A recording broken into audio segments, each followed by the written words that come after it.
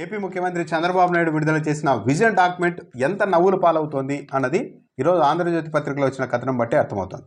ఆంధ్రజ్యోతిలో ప్రత్యేకంగా కొన్ని లైన్లు కూడా రాశారు. ఆ లైన్లను బట్టి కూడా ఎవరి ఉద్దేశాలు ఏంటి అన్నది కూడా అర్థం చేసుకోవచ్చు. అర్థమవుతోందా సీఎం సార్ అంటూ హెడ్లైన్.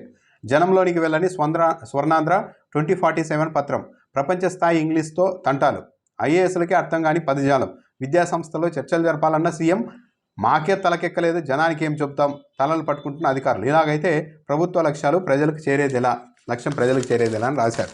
కొన్ని వ్యాఖ్యలు చూస్తే కథనంలో చంద్రబాబు అప్పట్లో విజన్ 2020 విడుదల చేశారు. అది కూడా ప్రపంచ బ్యాంకు భాషలో ఉన్నప్పటికీ ప్రజలకు కొంత దగ్గరైంది.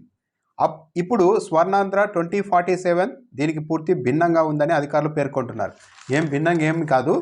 అప్పట్లో విజన్ 2020 అన్నప్పుడు ఇంకా జనాలకి ఇదంతా కొత్త. చంద్రబాబు నాయుడు ఐడియాలజీ ఇదంతా కొత్త.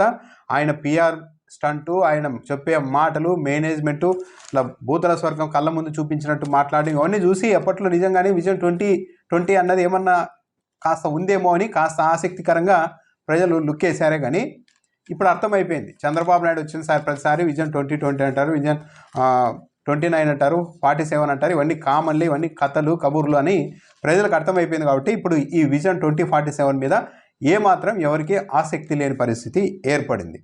సాధారణంగా ప్రభుత్వం తాము ప్రచారం చేయదలుచుకున్న అంశాలను సరళంగా పంచ్ లైన్లతో, ప్రాసలతో తయారు చేస్తుంది. కానీ స్వర్ణాంధ్ర 2047 డాక్యుమెంట్లో ఉన్న భాషను అర్థం చేసుకోలేక అధికారులు, ప్రజాప్రతినిధులు తంటాలు పడుతున్నారు.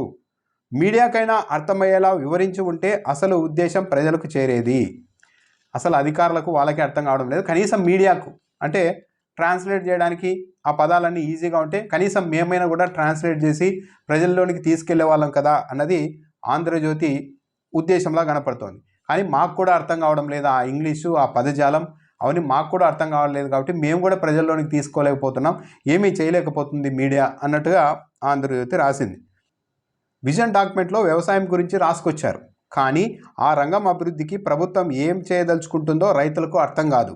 ఎనర్జీ రంగంలో చేపట్టాల్సిన ప్రాజెక్టుల గురించి రాసేందుకు వాడిన భాష ఇనుప గుగ్గిలలా జీర్ణం కానే కాదు. అంటే వ్యవసాయం గురించి విజన్ రాశారు, కానీ దాన్ని ఎలా చేస్తారన్నది రాయలేదు. ఇదే పెద్ద సమస్య. సాధారణంగా గతంలో చంద్రబాబు నాయుడు 2020 డాక్యుమెంట్లో కూడా ఇలాగే ఉండే, అన్ని ఊహలు ఇలా ఊహించి నిజానికి ఒక రంగానికి సంబంధించిన, ఒక ఐటీ రంగం కావచ్చు, ఒక వ్యవసాయం కావచ్చు, ఒక టెక్నాలజీకి సంబంధించి, లేకుంటే ఒక ఆటోమొబైల్, ఈ రంగానికి సంబంధించిన నిపుణుల్ని వెళ్ళి 20 ఏళ్ళ తర్వాత ఈ సెక్టార్ ఎలా ఉండొచ్చు అంటే కొద్దిగా అంచనా వేసి ఇలా ఈ స్థాయిలో అడ్వాన్స్గా వెళ్ళొచ్చు, అభివృద్ధి చెందవచ్చు అని చెప్తారు. దాన్ని తీసుకొని వచ్చి చంద్రబాబు నాయుడు ఆయా రంగాల నిపుణులను చెప్పే అభిప్రాయాన్ని తీసుకొని వచ్చి ఒక విజన్ డాక్యుమెంట్ అని వేసేవారు అంతే. కానీ ఆ లక్ష్యాల వైపు ఎలా వెళ్తుంది, ప్రభుత్వం ఏం చేస్తుంది అనేది అప్పుడు చెప్పలేదు, ఇప్పుడు చెప్పలేదు, చెప్పరు కూడా ఆయన. కావాలంటే మీరు అంతిమంగా 2047లో చూసుకోండి బొమ్మ అని మాత్రమే చెప్తారు ఆయన. ఈ ఆంధ్రజ్యోతి రాసింది కూడా అదే, వ్యవసాయ రంగం గురించి రాశారు. కానీ ప్రభుత్వం ఏం చేస్తుంది, ఎలా చేస్తుంది అన్నది మాత్రం క్లియర్గా రాయలేదని చెప్పారు. అదే చంద్రబాబు నాయుడు గారి మ్యాజిక్.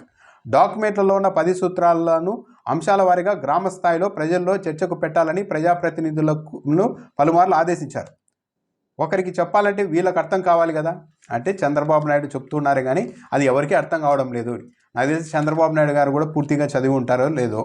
230 పేజీల డాక్యుమెంట్ను ఆయన కూడా అంత స్థాయిలో అర్థం చేసుకొని ఉంటారా అన్నది కూడా అనుమానమే. ఇంకొకటి, ఇదంతా చంద్రబాబు నాయుడు గారే తయారు చేసిన విజన్ డాక్యుమెంట్ అని కూడా కొంతమంది నమ్ముతూ ఉన్నారు. కాదు, ఒక కన్సల్టెన్సీ సంస్థకు అప్పగించి ఈ విజన్ డాక్యుమెంట్ రెడీ చేయించారు అంతే. అలా చేయించడం వల్లే ఇక ఈ ఇంగ్లీష్ పదాలు, దీంట్లో వాడిన పదాలు ఇవన్నీ ఎవరికీ అర్థం కావడం లేదని ఆంధ్రజ్యోతి మీడియా కూడా ఆవేదన వ్యక్తం చేస్తుంది. అంటే ఇది చంద్రబాబు నాయుడు గారు రాసిన, కూర్చొని రాసిన, పేరాలు రాసిన డాక్యుమెంట్ కాదు ఇది.